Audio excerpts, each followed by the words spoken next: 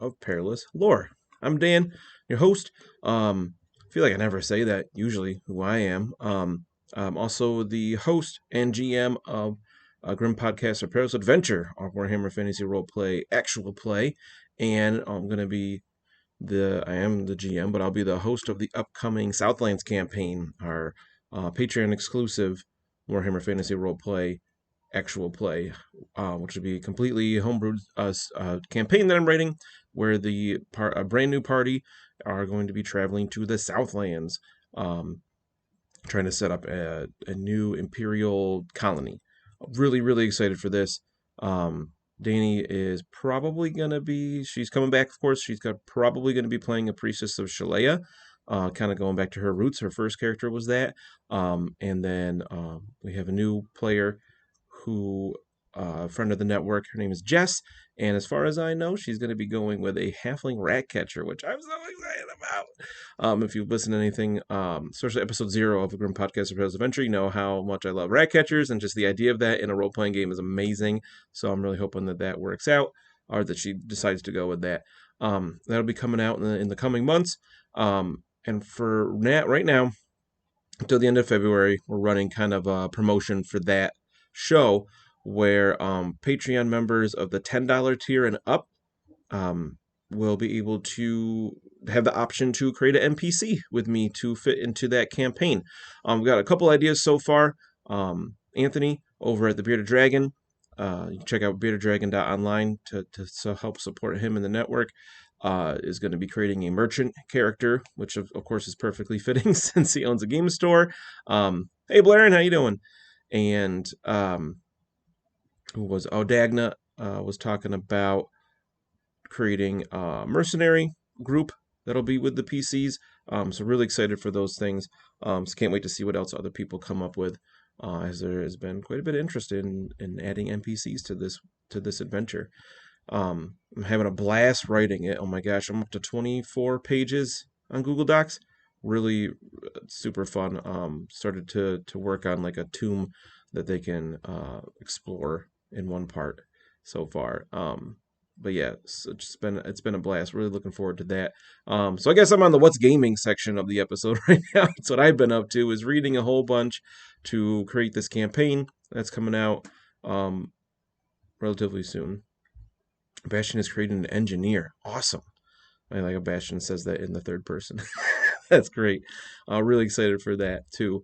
Other things gaming. Last week, Danny got to get her feet wet with Marvel Crisis Protocol. Oh my gosh, the name just left my head. And she had a really good time, which was awesome because she'd been playing this game forever. You know, the little over a year that it's been out. But she had a blast with She-Hulk. She was able to beat Tim. He played as what's his name, Mr. Let You Win, for the first round, and then he went back to his other persona of Dr. Pulls No Punches for the rest of the game, and she still was able to take him down, mostly because of She-Hulk and how awesome she is. I'll be doing that tomorrow night right here on this Twitch. If you're watching this later on, it's twitch.tv/professional casual network, and Tim and I will be throwing down Monday. I'll be using Defenders, and he's going to be running as Guardians, at least with the new Enchantress, if not also Angela or Angela. I don't know how to say your name. Nobody cares about her in our group. I have her because she came with Enchantress, and I'm a completionist and have to have everything if I can. But yeah, that'll be tomorrow night at 7 p.m. Eastern. I'm really looking forward to that. Hopefully, we're supposed to get a big snowstorm starting tomorrow morning, so hopefully we don't have to delay again, because this Defenders team I want to run is apparently cursed, because I'm running Doctor Strange, obviously, Hulk. I want to kind of compare him to how much we've been using She-Hulk lately, see how he does, because it's like, do you even bother with Hulk ever anymore, or does he always just take She-Hulk? Wolverine and Hawkeye, because Hawkeye's MVP every game. There goes my heater making noise. Sorry. But yeah, that's pretty much it for what's gaming right now. I've been reading, obviously, stuff about dwarves this past week. And then I've been reading a bit. Today I grabbed the Lure of the Lich Lord from Warhammer Fantasy Roleplay 2nd Edition for ideas for traps and and things in a tomb that they could go check out in the Southlands campaign. So when I realized there's a whole chapter dedicated to building your own traps, I was like, oh, they're gonna hate me. We had class. We played through that campaign once in college, and it was amazing. My brother Tim was playing a dwarf, of course, because he always does. No, he started as a Kislevite. He was playing a Kislev. I forget what they're called. The guy with a handgun and a halberd, and he would use the halberd as like a thing to steady his gun.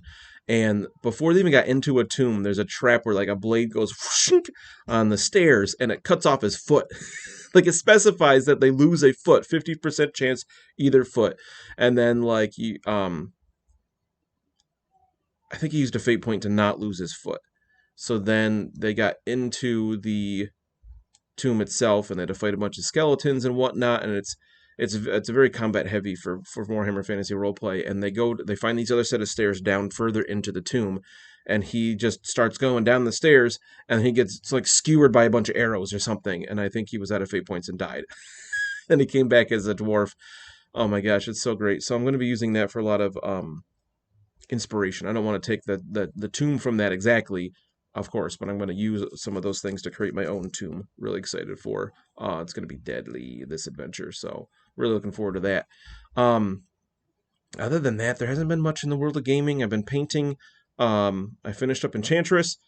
Tomorrow's we'll have some posts showing the teams that are going to be playing. You'll see Enchantress there, maybe Angela too. I was really nervous about painting Angela just because she's not like a typical superhero model where it's a lot of one color or just a few areas of color that are quite large, but she's wearing like armor and she has like small portions of her exposed, so it's not, she seemed a little intimidating compared to what I've been painting lately, but she actually it was actually a good time painting her. She's almost done. I just got to finish her crazy ribbons, whatever they are, that you can't put movement tools over. It's kind of weird. But yeah, so that's about it for what's gaming. Not too much going on there. I wanted to get to the Black Library recommendation of the week relatively quick today, because on our Patreon Discord, if you join our Patreon at any level, you get access to our awesome Discord that's full of great people. And we started this January 2021 doing like a nerd book club. Right now we're focusing on Warhammer because most people are in there because of Warhammer because of a Grim Podcast, A Perilous Adventure. Not everybody, but which is cool because then we get to meet other people as well. But a lot of people are there for that, so they're really into the fantasy stuff, of course. So the first book that we chose for January was a classic, Drakenfels, which I was really excited to talk about because I actually never read this one, even though it's kind of known as like the grandfather of Warhammer Fantasy books. This was published in like 89 or 90. I was looking at the Black Library site. It just said late 80s initially. I think it said this year was its 30th anniversary. I don't know when that was last updated. So it's at least 30 years old. And it's just, I was like, all right, well, I mean, older Warhammer stuff, I feel like it's something that really got better over time. But this was solid. This was great. I really enjoyed this one. I read it really quickly for me. We keep talking about how it's not, people were like, oh, let's do Brunner the Bounty Hunter next. And like the first book or the whole omnibus. And I was like, I can't read a whole omnibus in a month, guys. 89. Thank you, Bastion. I figured that, I said, yeah, on the Black Library website, it still says it's the 30th anniversary, but it was like, it says it's late 80s. It can't be late 80s and 30th anniversary at the same time in 2021. That doesn't make sense. So GW, Black Library, update your stuff. Clearly, it hasn't been touched in a while. But this was by Kim Newman. At the time, he was writing under the name Jack Yeoman, and it's the first of the Genevieve novels. But she's a vampire. That's why it says a Vampire Genevieve novel. We see her on the cover there. And she's actually a Bretonian who they got the kiss of death, or and it was turned to a vampire. And she's just kind of like hangs out. She's been around for like 600 years at this point, and she's done all kinds of things. They listed at once or twice in the book. She kind of lists in her head all the different things she did over her life, and she had been like a merchant and a warrior and um, a lady of the night, and she was she lived in like a nun, like a monastery for vampires for a while, and she was like an adventurer at times. So it's really neat. And the book starts out following Genevieve on like her last adventure that she did, where they go to Drakenfels with all these people. I'm going to talk a little bit. I'm going to give away some stuff that happens in the prologue here, but it's the first few pages, and then the story shifts gears a lot. Where they go to Drakenfels along with Oswald. Oh, I lost his last name. Shoot, he was the son of the elector of Midland, right? That sounds right. Oh my gosh, it totally left my head. Oswald, and he was like a prince, and they have like this adventure party with like this he calls himself the Bandit King, Rudy, who was awesome, and they have like a rogue and a wizard and all these kind of things that are with them. And they go to the castle, and a bunch of them die or like maimed or kind of get left behind because they're too injured to go on. It's just Genevieve and thank you, Coningswald. I knew it was something like that, but I lost the name. Oswald, Coningswald, and Genevieve get to like the throne room of Drakenfels, who until I read this book, I thought he was a vampire too. Because it was a vampire Genevieve novel, I assumed that it was about a vampire, Drakenfels being a vampire, but he's like a chaos sorcerer. Very not well defined in the beginning, which I kind of liked because it kept this mystery about him the whole book. And basically Genevieve and it's told by like through Genevieve's eyes essentially, and she gets like knocked out right as the fight begins, and then when she comes to, Oswald has defeated Drakenfels, and it's like huzzah, they've all won, and the survivors head back to like the real world, and then the prologue ends, and then it jumps completely different times. We're talking, I think it's 25 years later, and we meet Detlef Sierk, I think is how you say his name. If you've watched any episodes of this, you know I'm terrible at these pronunciations. But I love that we met this character because we hear about him all the time in the Gotrek and Felix books, where Felix refers to or kind of references Detlef Sierk's plays. And Felix is a poet and a writer, so like he really looks up to this guy. And I didn't realize he was like an actual character in books. I had no idea Drakenfels was about this guy. And he's kind of hilarious. He starts off in jail because he's like hundreds of thousands of gold crowns in debt because he tried to put on this enormously elaborate play, The History of Sigmar, and it was like out in the wild. They found this like natural amphitheater they were going to do, and he had so many people hired, and then it all fell apart the last second. So like the whole duchy of Middenland was like super in debt because of this. So he went to jail for owing all this money. Right, he's the Shakespeare of Warhammer, exactly. Except he was known as kind of a kook in his time. He's very weird, and I love him for that. He's a great character. So then the whole thing is that Oswald then hires him and gets him out of jail to write a play of Drakenfels and tell Oswald's story. Which I think there's a prologue. I think there's a like an introduction by the author, kind of like the 30-year redo, whatever, where he talks about, when they asked me to write a Warhammer horror novel, I didn't want to do the typical thing. So I thought, why not, draw from my own experiences and write it from the perspective of a writer, in this case, a writer of plays. And it worked out really, really well. Detlef is a great character. He's really interesting. He's funny. He has a lot of great moments, and he's also very arrogant. He knows he's awesome at what he does. So I think that plays in really well with his character. And then there's so many side characters in this. Everybody in the book club chat, especially Tim, really likes his like right hand man Bruegel, who everybody thinks is a dwarf because he's so short. And then it talks about like he's not a dwarf like the species. He's just really short. Like he's a little person, which was really cool. And I love that part of his character where he's constantly mistaken for a dwarf, so he purposely shaves his face all the time so he looks less like an actual dwarf and more like a human that's just short. And he's just a great character. A lot of awesome stuff that happens with him I don't want to talk too much about.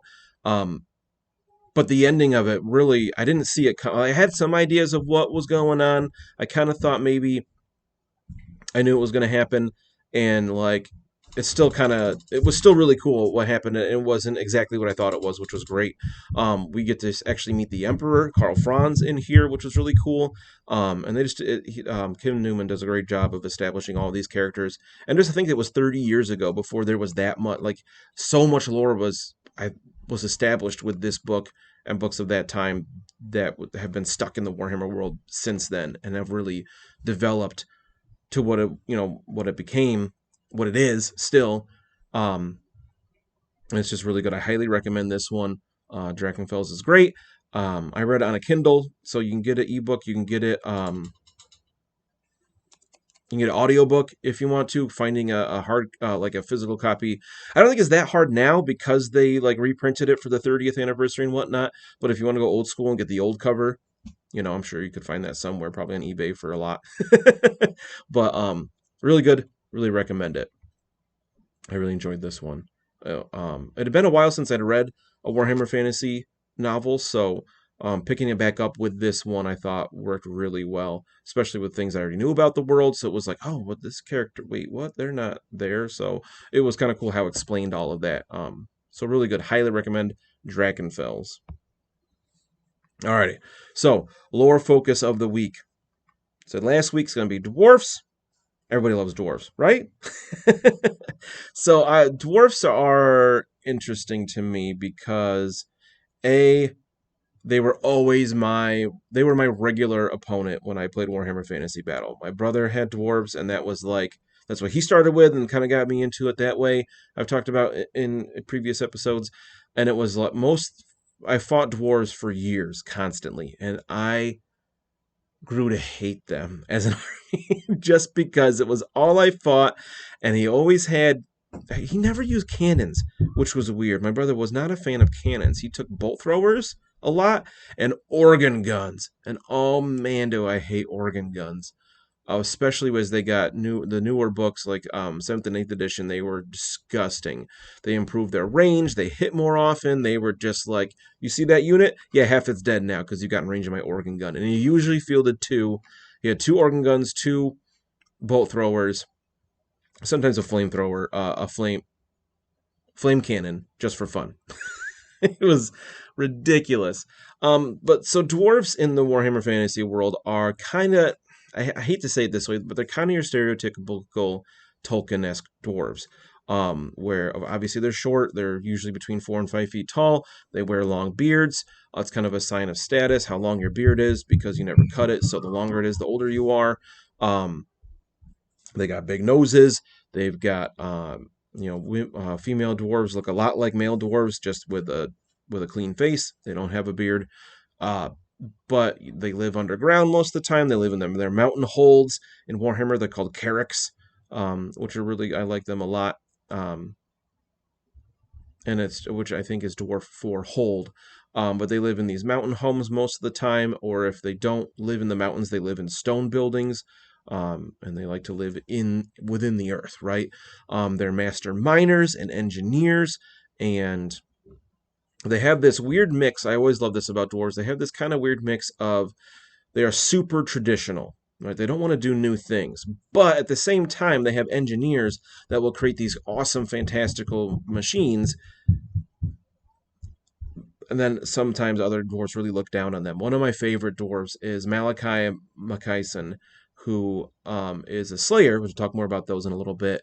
A slayer engineer who creates these awesome machines. He had the things like the Unstoppable, which was like this land tank that crashed and broke, and he had the Unsinkable, which was this massive steam-powered ship that sank, and then was going to be the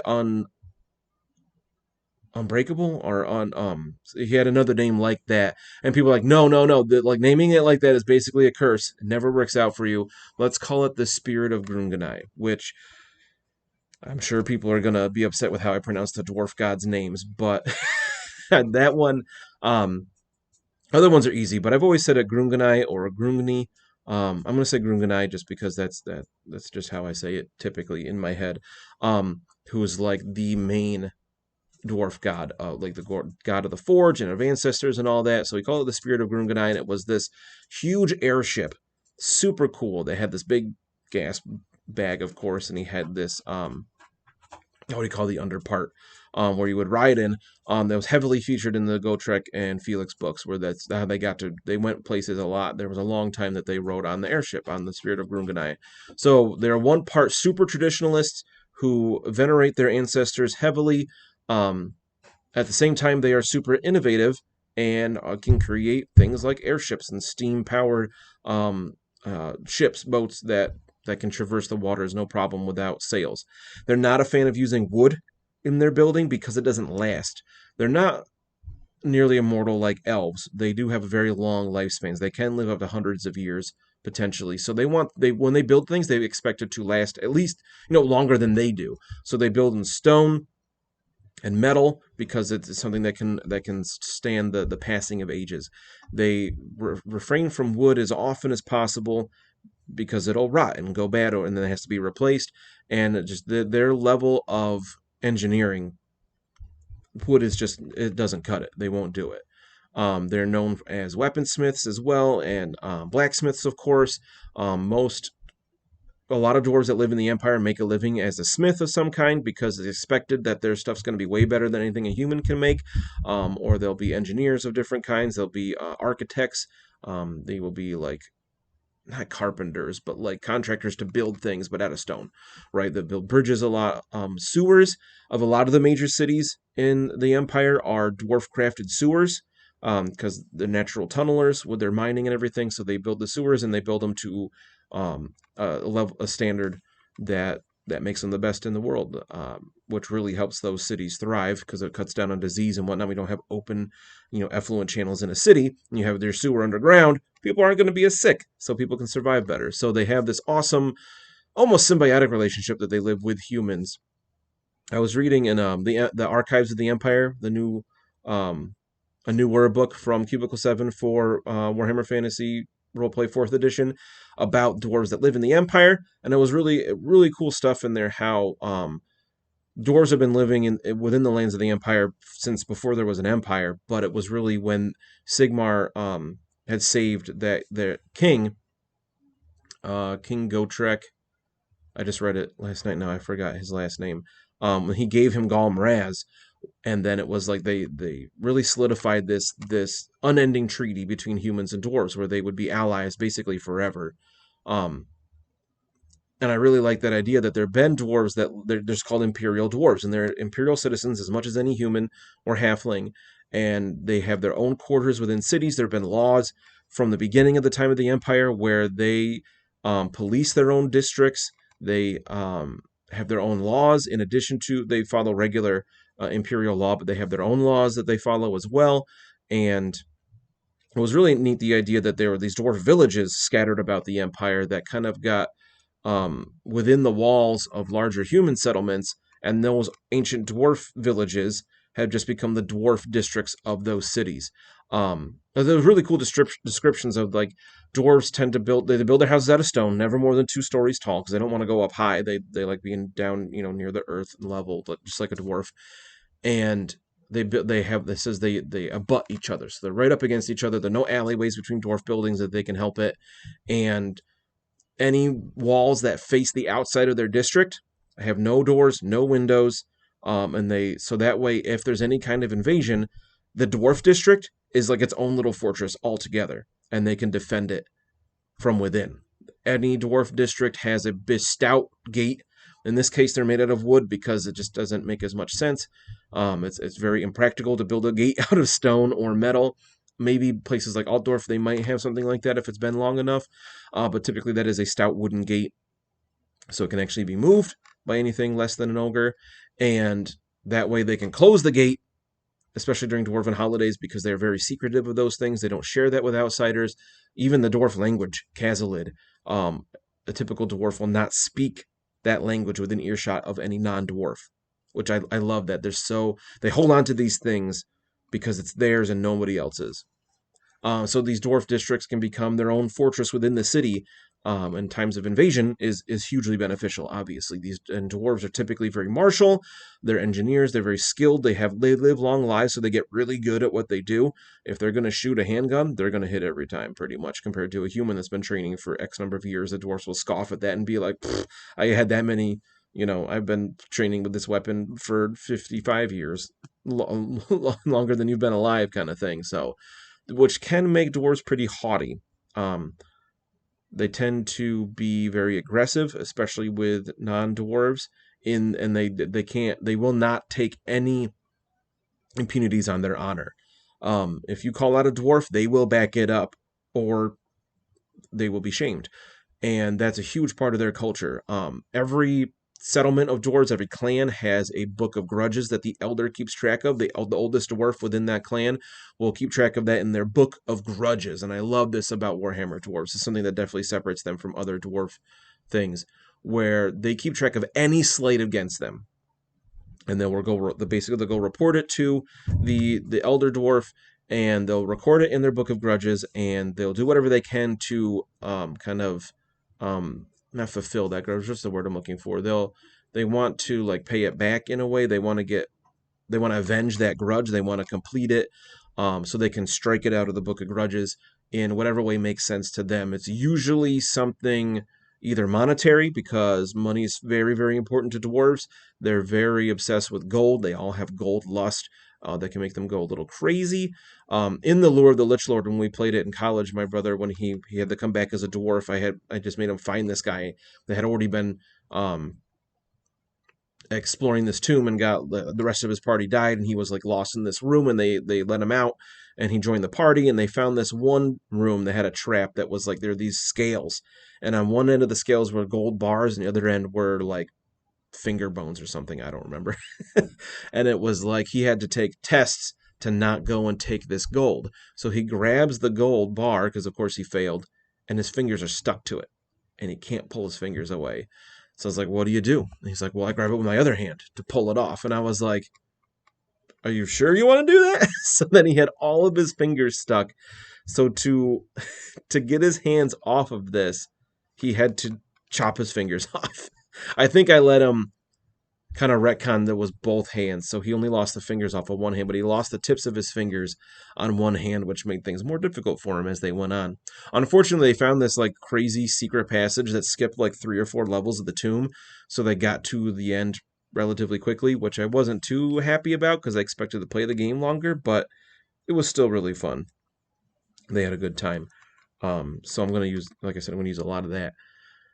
But yeah, so that gold lust by dwarves is very powerful. And anything they can do to get more gold, just better that way. So sometimes these grudges can be like avenged by somebody paying it off, essentially. Sometimes it has to be paid back in blood. Sometimes it comes to a fight, and then not always ending in death, but some, kind of like a ritualistic duel. The dwarf will take out whoever offended them, and then they're good to go.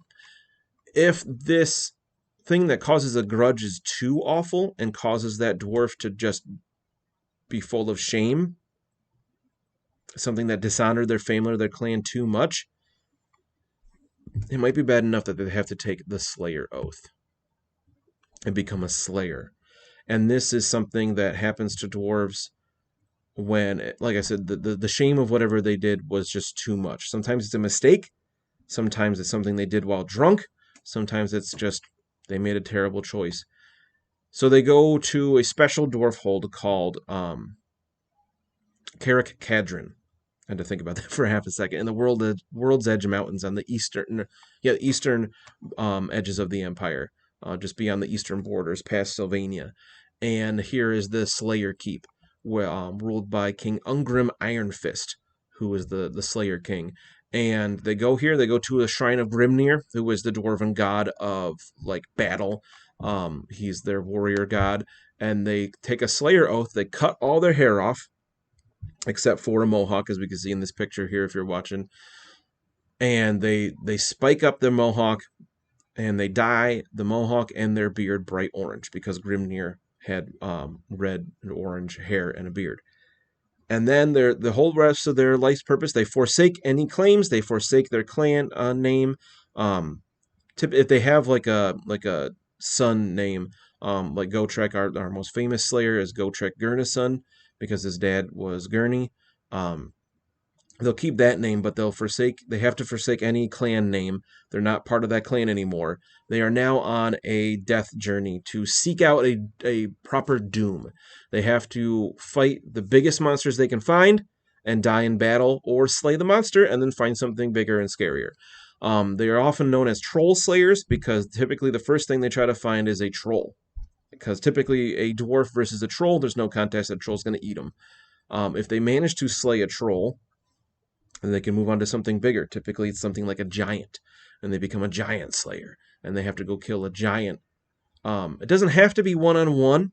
It just has to be as fair a fight as possible. You can't to complete your Slayer oath. You don't have you can't like find a sleeping troll and chop its head off and burn it. They have to fight it in honorable combat. Sometimes Slayers band together and become Slayer groups, and they'll go traveling the countryside to try to find something to fight together. Other times they'll join up with somebody else.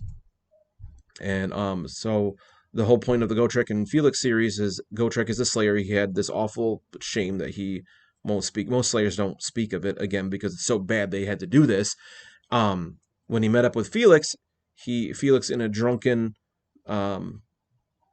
exchange took an oath to be his rememberer, so in the hopes that Felix would survive whatever killed Gotrek, and then he could spread that word, because while they are shamed, they seek to redeem themselves in this honorable death. If they die fighting something beyond them honorably, then their shame has kind of been expunged and they've regained their honor. So they want somebody to, so they would say, okay, go back to my home hold and let them know that I died in this way, so my name can be put back. I can become part of the clan again in death. I love Slayer so much. I think this is such a cool, unique thing to Warhammer that isn't anywhere else. Obviously, there's the Fire Slayers in Warhammer Age of Sigmar. They tweaked it a bit. It's a whole culture. Everybody's a Slayer. It's not exactly the same, but I love this idea that because they hold on to honor so much, if they do anything to shame themselves and take honor away, they have to take this oath. Most Slayers die within days or weeks of taking the oath, whatever they go up against first.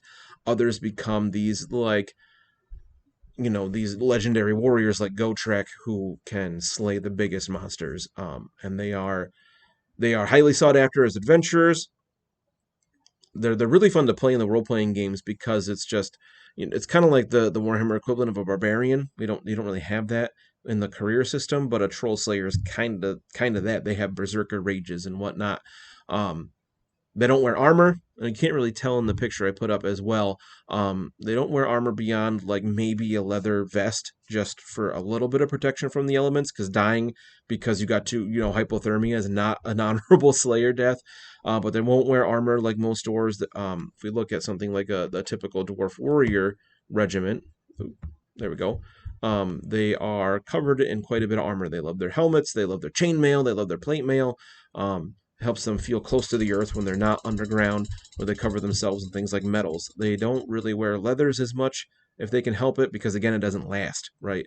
Metal armors are going to last a long time, and they will certainly take care of them and upkeep their armor and weapons. So Slayers are a black sheep of the dwarf culture. Otherwise, they are very much about honoring and respecting respecting their elders and worshiping them in a way. Like the major dwarf gods, we had Grunganai, who's our dwarf god of the forge and ancestor. We have Valea, who is more of the god of ancestors, and they're kind of like their god of things like health and virility and what's the other one I'm looking for? Like, not birth, but fertility. That's the word I'm looking for. Fertility, things like that. And then there's Grimnir, of course, who's their god of battle. There's another one I just read about today that they worship as their god of ancestors. Gruzel. I just read it now. I forgot. I thought it was really cool.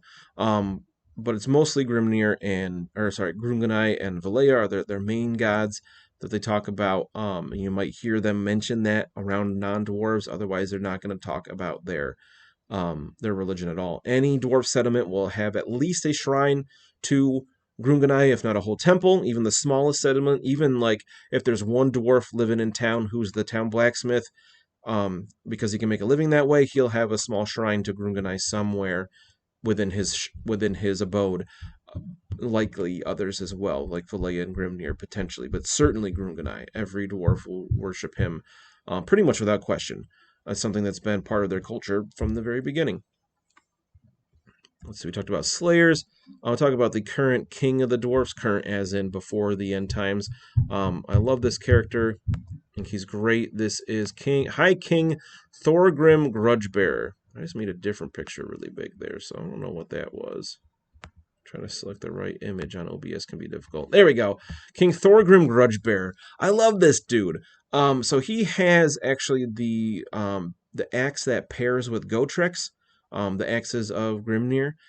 Super, super powerful relic. He has I think his crown is a relic as well that's magical. And magical in the sense that they're no dwarf-like sorcerers. They can't do magic like that. They don't have that ability.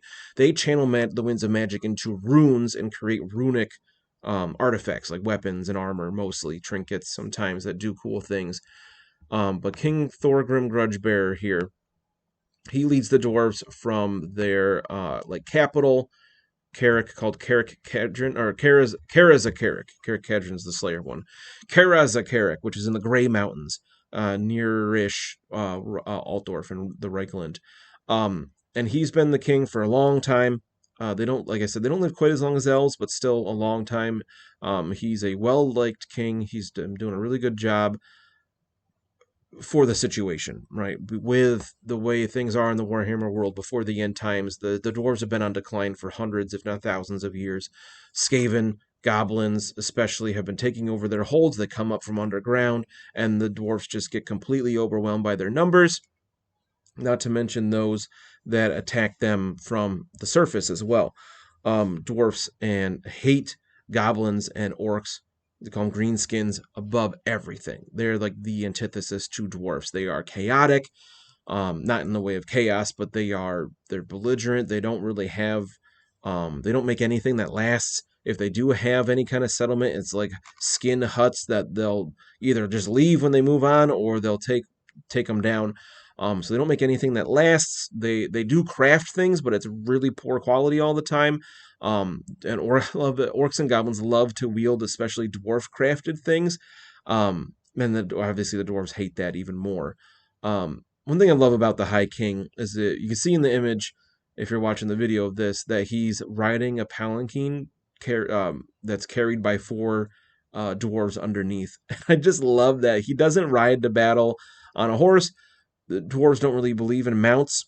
They go to battle on their own 2 feet, or in this case, this guy's on 8 dwarves' feet, riding his battle palanquin here that is also a relic, a runic artifact that has all kinds of magics built into it. Remember, he became an actual unit in the tabletop, in the Warhammer Fantasy Battle game, and I hated fighting him. He would join a unit, he'd take up a bunch of space, so he'd make the unit bigger, which was good for the dwarves, and he had all kinds of awesome rules. He was a monster in combat, and then all 4 of the guys carrying the palanquin are like his best warriors, his most trusted honor guard. So they were really awesome, and they all could attack at the same time, and he was just brutal to fight against. He was so good, as the king of the dwarves should be, which always made me upset that you could play as Thorgrim Grudgebearer, you could play as Emperor Karl Franz, you could play as Malkith, the king of the Dark Elves. You could play as Grecius Goldtooth, the over-tyrant of the ogres. You could play as Orion, like one of the minor gods of the Dark Elves, or Wood Elves, sorry. But you couldn't play as the Phoenix King Finnebar of the High Elves. I never understood that. Like, why didn't he get rules? I want to use my king too. It made me a little upset. Not a big deal. I'm over it. We'll talk about one more major dwarf character who is really neat, and he's much more fantastical than other dwarf characters. I have to mention Josef Bugman really quick, the famous dwarf ranger who crafted the best dwarf ale ever, the Bugman's Septuple. That is super expensive, but is the dwarves make beer better than anybody else in the world. They'll let you know it. They won't even drink. They refuse to drink any manling, as they call most humans.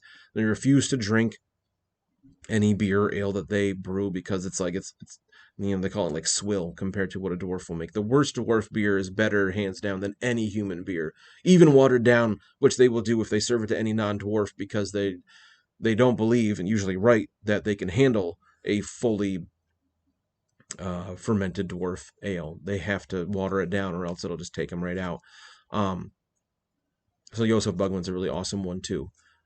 But in terms of fantastical dwarves, nobody's more fantastical than the White Dwarf himself, Grombrindal, also known as Snorri Whitebeard. He has a lot of names. So he's actually what their regular magazine, DGW's magazine, White Dwarf, is named after. And he's the White Dwarf because of he's a long beard, which is what they call a dwarf as they age, and then their beard literally gets long. Known for the shocking white hair that he has. It's like almost like a faux hawk, which is kind of cool. He's got these long mustaches that I love. And he's like this mystical figure that shows up when the dwarves need him the most. And he'll just appear out of nowhere, and he'll just be awesome, and he'll slaughter whatever, and then he'll kind of disappear into the mist or the fog or the snow or whatever. So he's known as the White Dwarf, and he's kind of this demigod-like figure that just kind of shows up when they need him sometimes. Not always, obviously. And it's like, is he a mortal dwarf? Is he a dwarf god? Is he divine in some way? Is he supernatural? We don't really know, and I love that about it. Anybody familiar with 40K, he's a lot like the Sanguinor of the Blood Angels, who just is this otherworldly presence that shows up. He looks kind of like a Space Marine in gold armor with wings, like Sanguinius was, and he just wrecks face with whatever, and then he disappears, and he's gone. So the White Dwarf is like that. One thing I love about the White Dwarf is that not only is the magazine named after him, but for a long time, every year, they came out with a special edition White Dwarf model, and it was kind of a silly, usually around Christmas time, and they had all kinds of different things. One year he was in Santa stuff, I think it was the most recent one. He had presents around him, and then another year he looked like he was in like an astronaut suit, kind of like a Space Marine, but not really. He had like a servo arm coming off his back and stuff. There's been a bunch of different versions of the White Dwarf. One of my favorites one year, my brother Tim got one of these where he's riding a shield. Sometimes dwarf kings or thanes go to war on with shield bearers who will hold up a shield, two of them, and then the king will ride on top of the shield as they hold it up, and he'll kind of like a mountain, he'll swing his axe down or whatever. And it was a really cool model because the White Dwarf was on the shield, and the shield bearers were Gotrek, Gurnison, and Joseph Bugman. So it was like the three most famous dwarves from the lore all in one, and it was really, really cool. I like that one a lot. Remember Tim, my brother, used to use that as either just a dwarf lord riding shield bearers, or before then there was a special character who they got rid of in later books. He's still like in the lore, but they got rid of his rules, and you could just use his model as a dwarf king, a dwarf lord on shield bearers. King Alric. I can't remember his name. He was the original shield bearer rider. It was just really cool. I like that idea of the shield bearers. It's kind of silly, very Warhammer. But yeah, they got some neat stuff. One thing I liked about King Alric was he had this rule where any non-tradition, he was very traditional, and he was really about like, we go to war with a bunch of dwarf warriors, maybe some bolt throwers or rock throwers, that's okay, but anything like new and different, he wasn't a fan of, so it cost double points. So like if you took a flame cannon, it cost like 300 points instead of the normal amount or some crazy thing.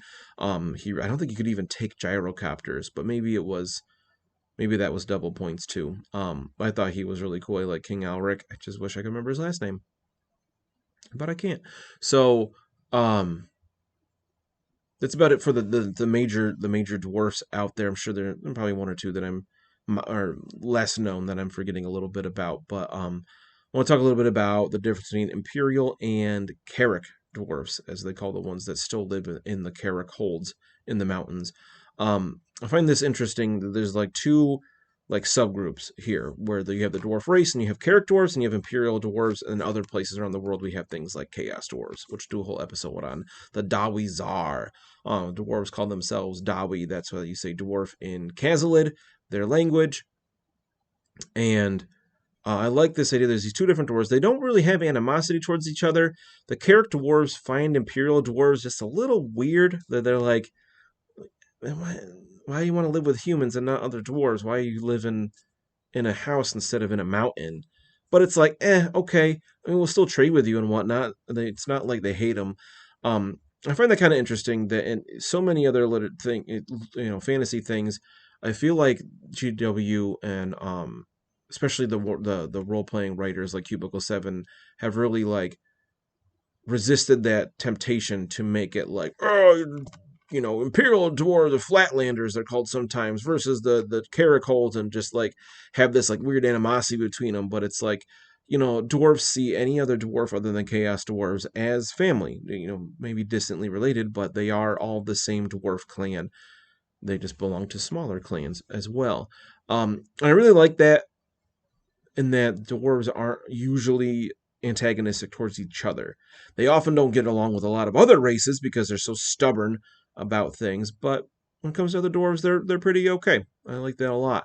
Um, I like the idea that Imperial dwarves have become something different because they lived in the Empire for the last, over almost 2,500 years, sometimes longer than that. Not individual dwarves, of course, but as a culture, where they've developed their own culture. They they still do a lot of the same, worshiping the same gods. They have a lot of the same holidays, but things have changed a little bit for Imperial dwarves over the time, where they're more likely. That's where a lot of the engineers come from. They have their part of the engineering schools in Nuln.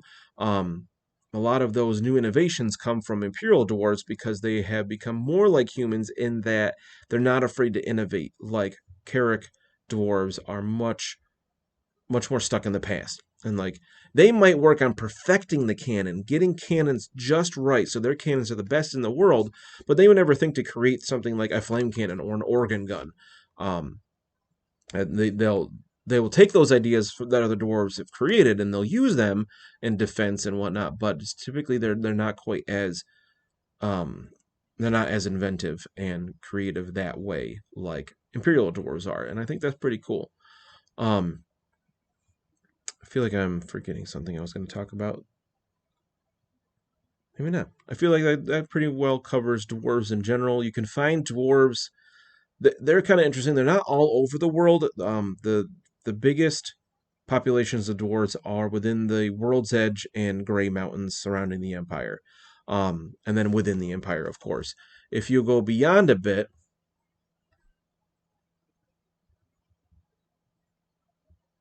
oh, this is weird. A moderator on here says they held a message from Bastion because they thought it might be offensive, which is really funny. Highlighted, so dwarven engineers that invent new stuff are known as wetbacks to the Dwarven Engineers Guild. That makes sense. Yeah. The actual term wetback, and I'm not really sure. That was what got flagged, which is really funny.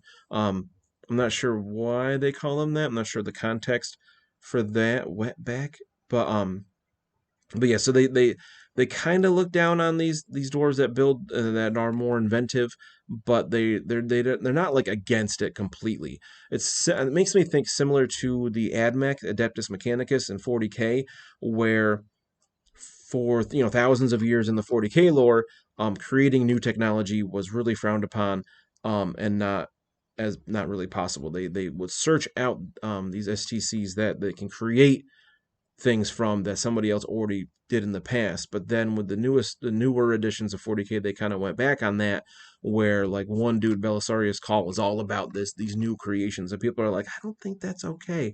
And dwarves are kind of like that, where it's like, well, I mean, they're pragmatic enough that they realize when there's a really good idea, like a flame cannon or an organ gun or a gyrocopter, and it's like, all right, I mean, I guess if someone other dwarf already created that, we can adopt it and we can adapt it to ourselves and use it and continue on. But we don't really like the idea of new ideas. That's weird. So I like that little. They struggle with it, but it's not like it's not allowed. Um, I was saying something else. I got distracted by the string chat there, but yeah. Overall, I like Warhammer Dwarves a lot. They were a constant pain in my side in early years of Warhammer Fantasy battles, but I do really like what they do. I like how they changed over the time, excuse me, with different armies, how they became more martial. They were very good in combat, but they could also do shooting really well because they had no magic, right? Dwarves can't do magic like that. I love the idea of runic, how they can create, they channel magic energies into their runes and can create runic artifacts. I think that's really cool. But they can't like cast spells at you. That's weird. Some dwarf priests can do some divine magic sometimes. I like second edition Warhammer Fantasy Roleplay. They did have some rules for like dwarven miracles and whatnot. They don't have that yet in fourth edition. I'm assuming it'll come eventually. I know we're getting a dwarf source book down the road. So I'm hoping that you can have like dwarf priests of Grimnir and Valea and Gruganai that can have their own miracles and stuff. That would be really cool. But because there is some of that in their wheelhouse. I think that about covers it for dwarfs. Sebastian says, do Warhammer dwarfs have a Scottish accent like dwarfs in virtually every other setting? I feel like Imperial dwarves would probably have more of that Germanic Imperial accent. Most people that roleplay things will have their dwarf have Scottish accents. We haven't come across too many dwarves in a Grim Podcast of Perilous Adventure, but when we do, I try not to play up that Scottish accent. In the Southlands campaign, I probably will just because there's so many NPCs. I want to be able to have the dwarves really stand out and talk differently than others. But yeah, I mean, most people will give them like a bad Scottish accent, like I know I would. And that's just, I don't know why that's the plight of the dwarves. Why do they always sound Scottish when they're really modeled more after Vikings and the Norse? What? They don't talk like that. Nobody can do a Norse accent though. That's not, most people don't know how to do that. Maybe talk like the Starks from Game of Thrones. Probably even more, it would be good. Maybe it's something I could work on and try to have dwarves talk like that, but it's the accent is relatively subtle, not something that I excel with in my role playing, which I wish I was a little bit better at. I feel like I can play NPCs differently pretty well, but like in terms of accents, I forget after a couple lines. It worked out well one situation in Grid Podcast of Post Adventure where somebody intimidated a guy, and then after the intimidate, they did really, really well. And then after that, I forgot to continue with the accent. So I was like, oh, you scared the accent out of him. He was putting on a show, and then he forgot to do it. As long as you come up with a story reason, everything works. So this point in the show is our more viewer-centered questions and things like that, and chat back and forth. Seems like there aren't too many people in the chat today, which is fine. Obviously, that's fine. People are busy. As things kind of build with the show, hoping to get more questions between shows that I can talk about and save. I believe I had. I think I had one I told somebody I was going to talk about, and then I forgot about it. I'm going to try to find that quick and just kind of keep talking so I don't have to cut things out of the podcast version. But no, I can't find it now. I don't remember. But yeah, so I want to talk a little bit. I'll take this last bit of time here to talk about the professional casual schedule, like I like to do every show. Obviously, on starting the week is Sunday. We got this. The video from 2 weeks ago will be up on YouTube. I schedule it for right at midnight. So if you're watching this live or on demand within the few days, this week's was the episode about elves that went up on YouTube. Next week on YouTube will be Skaven with special guest Danny. We had a great time talking about stuff, and Bastion had some awesome questions for us. Bastion just asked, what's next week's episode on? Let me bring up my schedule because I don't remember. It's a bad guy week. I like to go back and forth between like the good race, the races of order, and then the things about chaos or destruction kind of things. After dwarfs is orcs and goblins. That's appropriate. So next week will be the greenskins I'll talk about, which I have a lot to say because I did play orcs and goblins for quite a while. They made me real mad. I ended up selling them to Taylor from Lost Omens. But yeah, I'm really excited to talk about orcs and goblins. They're super fun and we're just kind of goofy. Has anyone else ever played a dwarf in WFRP or just Timmy? So yeah, because he played dwarves in the tabletop miniatures game, my brother Tim was he always played a dwarf when we played WFRP.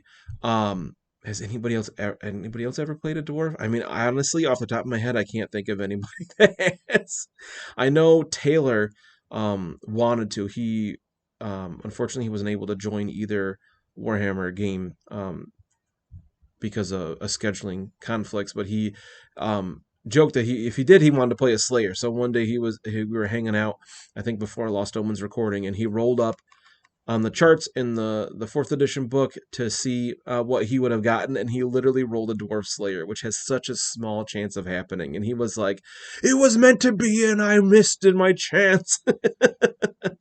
So Taylor would play a dwarf. I feel like there's got to be other people who played dwarves in our games, but I can't honestly can't think of one. So maybe not. Pretty much every game, Tim played a dwarf. But yeah, next week we'll talk about orcs and goblins, which will be real fun. And I'll get really upset about it. We'll talk a little, maybe mention even the black gobbo, the kind of the antithesis to the white dwarf. It's kind of funny. Danny says, "Could you imagine how much more efficient we would be if we had a Slayer?" I mean, you guys are pretty good at combat on a Grim podcast at Perilous Adventure. Having a Slayer in there instead of somebody else, maybe. Oh! Well, the long game I played in college when we played through the Paths of the Damned for second edition.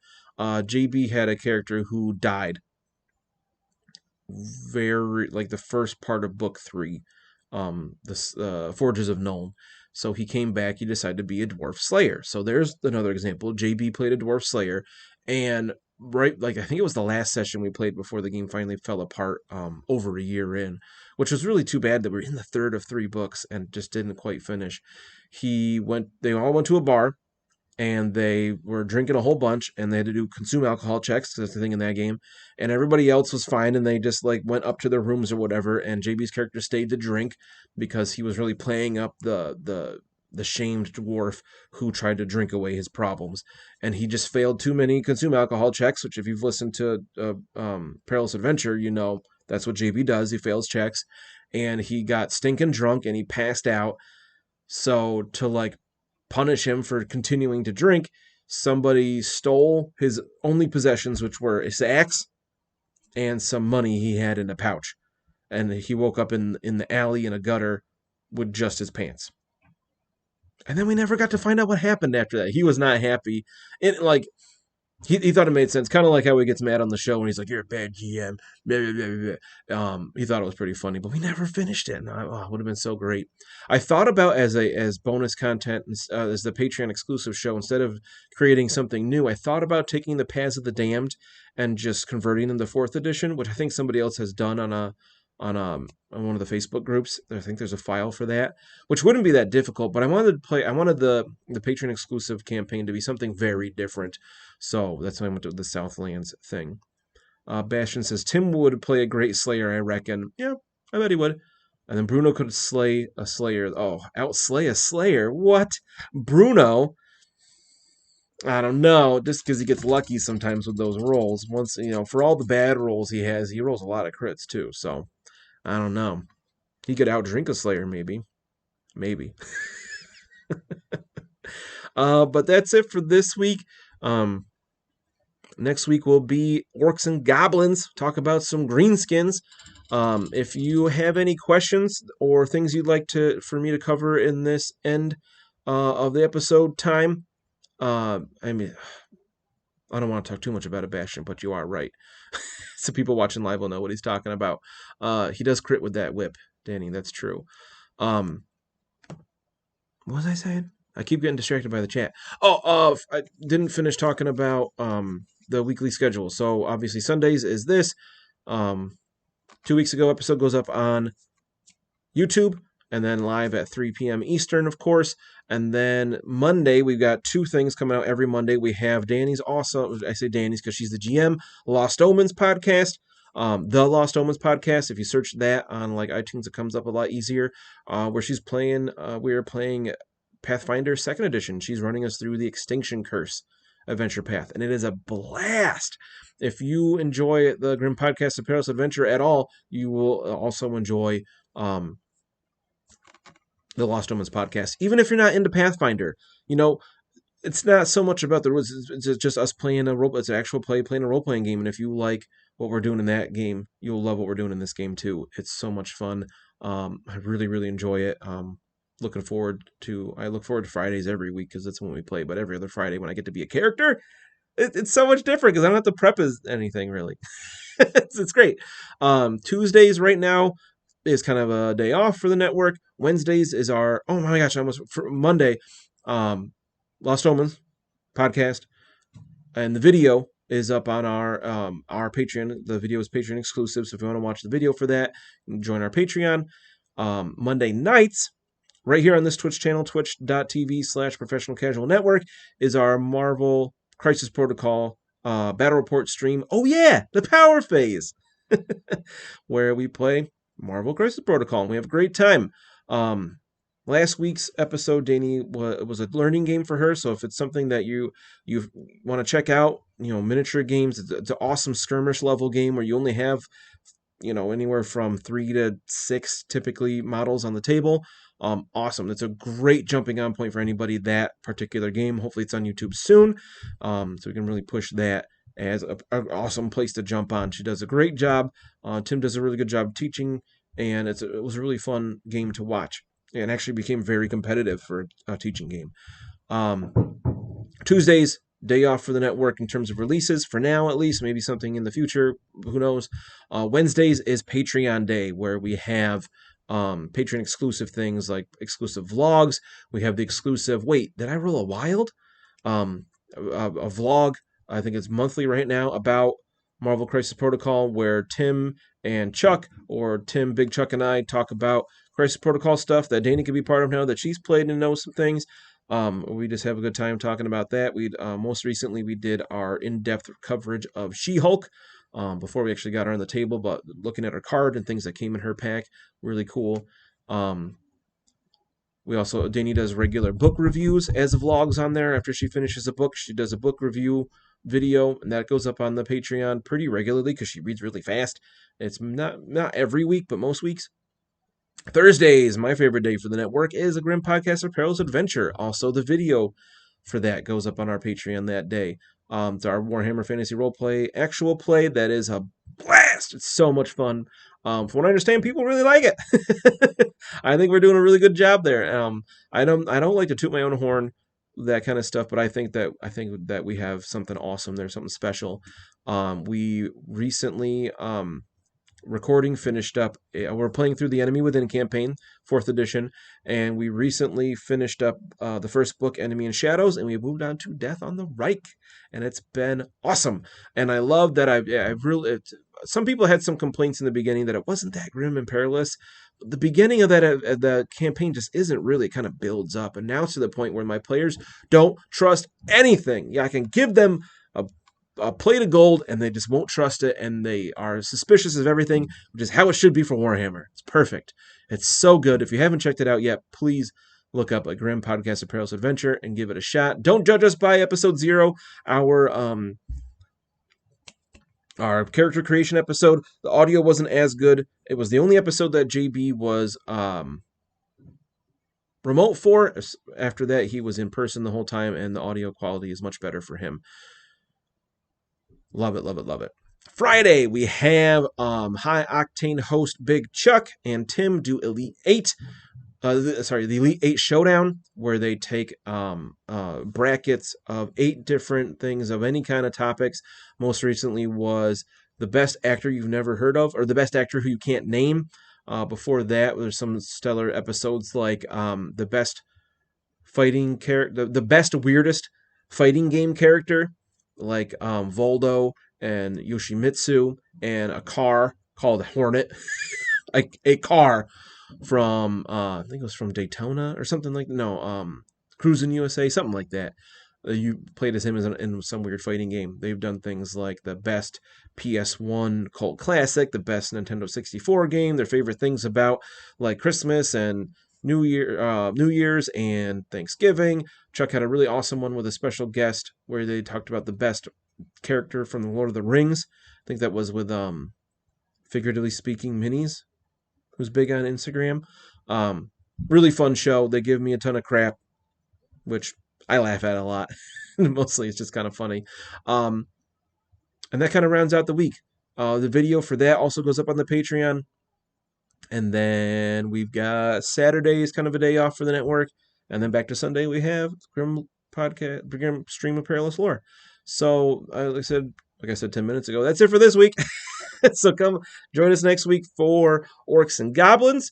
I was gonna say that if people have any questions they want, or requests, or just comments, anything they want me to have at the end of the show for the viewer section, you can shoot us an email at theprofessionalcasual@gmail.com, or you tag us in a tweet at Top Tier Casual on Twitter, or find us on Facebook. I think it's facebook.com/professional casual network. Otherwise, have a good week there till I see you next week, and keep gaming.